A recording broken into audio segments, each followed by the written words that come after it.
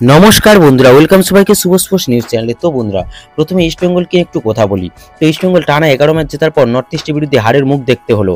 Super cup champion হওয়ার পর যে আত্মবিশ্বাস নিয়ে ডার ম্যাচ ড্র করেছে, তারপর সেই অতিরিক্ত আত্মবিশ্বাসে আঘাত করেছে নর্থ ইস্ট। ইস্ট বেঙ্গল হয়তো ভেবেছিল তারা যে ফর্মে আছে তাতে নর্থ ইস্টকে ইজিলি তারা হারিয়ে দিতে পারবে, তাই তারা নর্থ ইস্টকে অনেকটা সহজভাবে নিয়েছিল।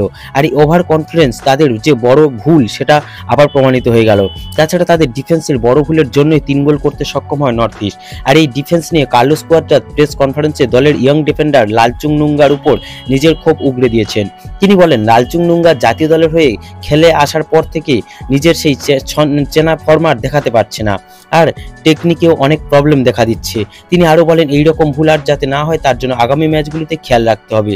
তাছাড়াও ডারবি ম্যাচে সাউল ক্রেসপো চোট পেয়ে মাঠের বাইরে চলে যেতে হয়েছিল, আর তাই ইস্টবেঙ্গলের মাঝমাঠ অনেকটা ফাঁক ফোকর তৈরি হয়েছিল।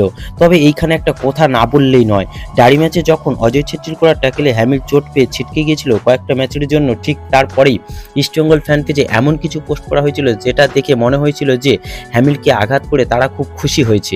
সত্যি বলতে এইরকম একটা মনোভাব কখনোই ফুটবলে কাম্য নয়। এই পোস্টগুলি দ্বারা তারা মূলত বলতে চেয়েছিল যে যারা ইস্টবেঙ্গলের সঙ্গে টক্কর নেবে তাদের এইভাবে মারা হবে।